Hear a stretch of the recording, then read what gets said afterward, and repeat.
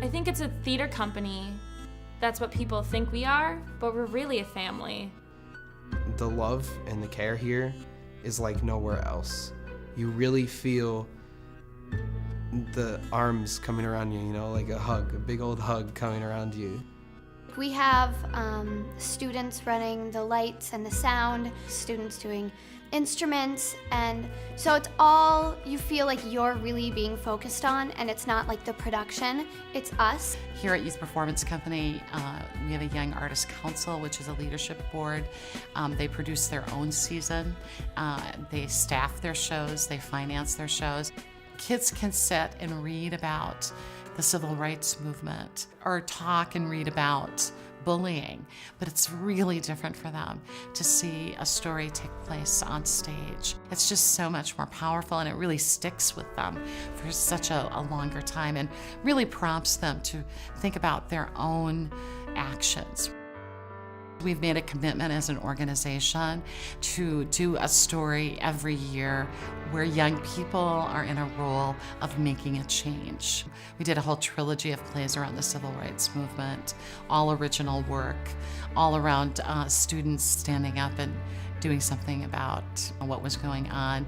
The first show was called Little Rock 1957, which was about the first high school that was integrated.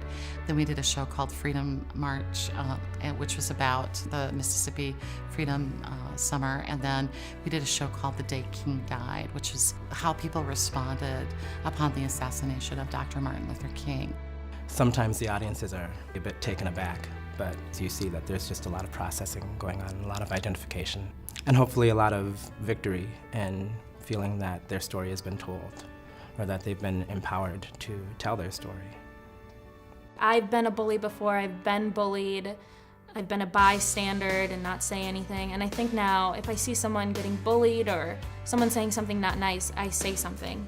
The Anam story is about this Muslim girl who gets bullied for being Muslim.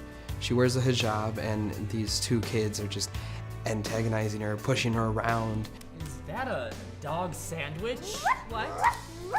Is that a dog sandwich? No. Well, don't people from your country eat dog? Do you even know what country I'm from? Like it matters. A lot of Somalian girls would come to the show, and there's this part where my bullies rip off my hijab, and it's so hard to hear them cry in the audience, but to see that they're so thankful for someone portraying that on stage, because no show has ever portrayed that kind of thing on stage, it's just so rewarding. It really turns into a really good discussion about what the cast feels and how the audience reacted to it.